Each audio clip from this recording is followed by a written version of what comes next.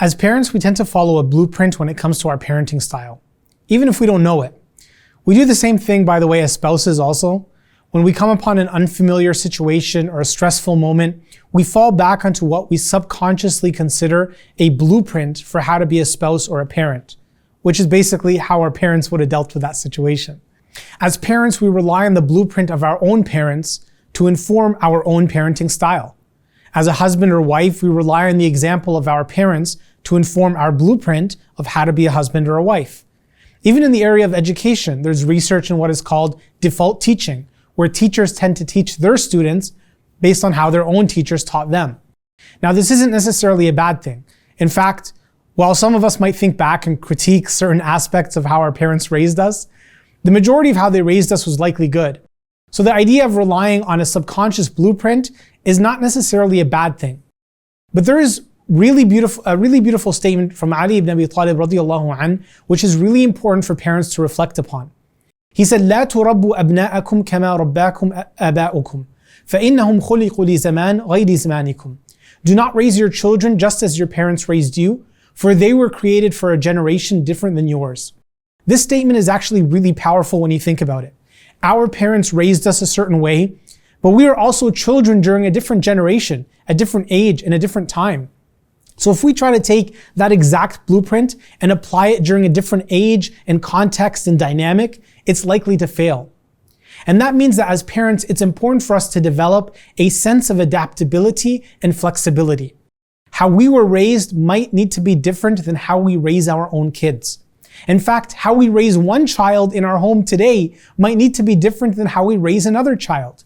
While there are aspects of parenting that need to be consistent with our values, consistent with our approach to discipline, etc., there are also aspects of parenting that require us to be adaptable. And we can see it in our time more than any other time before. I was a child when the internet was only starting to become a thing. I was in middle school when people started to have email addresses. Now kids walk around with smartphones and have unprecedented access to technology and information. That must make the parent adapt. I can't raise my child exactly the way that I was raised.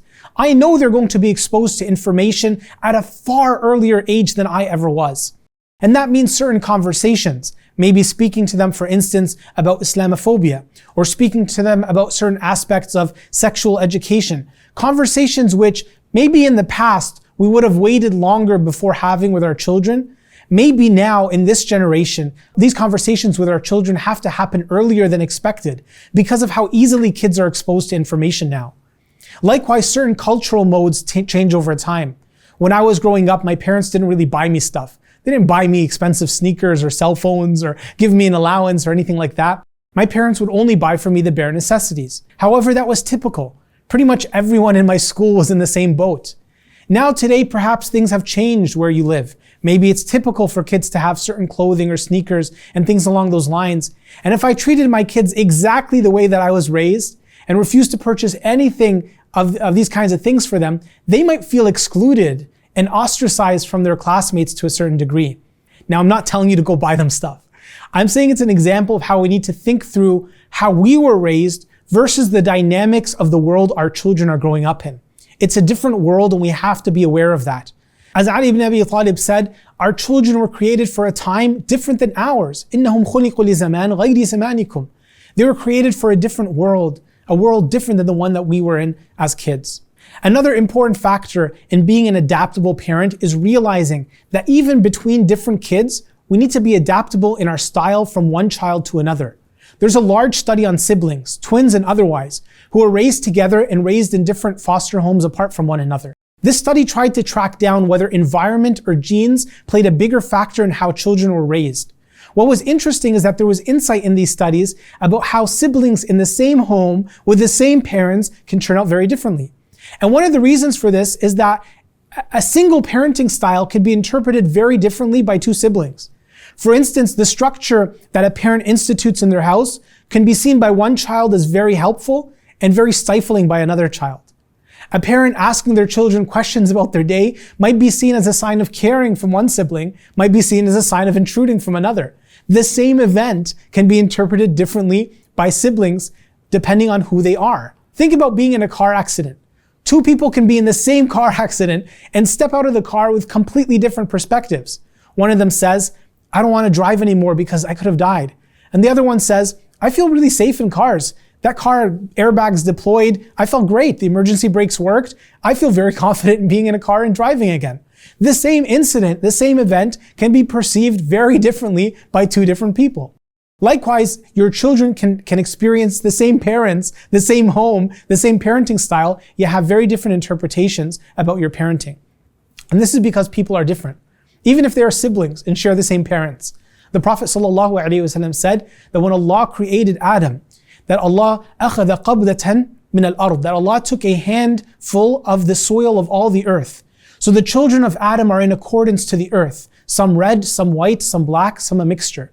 And also some soft and some rough. What does this hadith mean? When Allah created Adam, He took a handful of soil from all over the earth. The Prophet says because of this, the children of Adam have the skin tones of the earth. Some are black like dark soil, some are white like white soil, and all the shades in between. And then the Prophet says, and because of this, just like soil can be rough or soil can be soft, the children of Adam, some of them will be born with strong personalities, others will have soft, gentle personalities, and all the shades in between. In other words, people will be born with different personalities, even if they are siblings and all came from Adam alayhi salam. Because of this, we have to be adaptable and flexible enough to change our style based on the personality of our children. Think of how the Prophet ﷺ was a leader. He knew the personality and abilities of his companions and he adjusted his style accordingly. When Umar ibn Khattab came to accept Islam, the Prophet grabbed him by his collar, pulled him towards himself, said, "O Umar, will you not stop doing what you are doing until Allah sends shame upon you and misfortune?" After which Umar accepted Islam.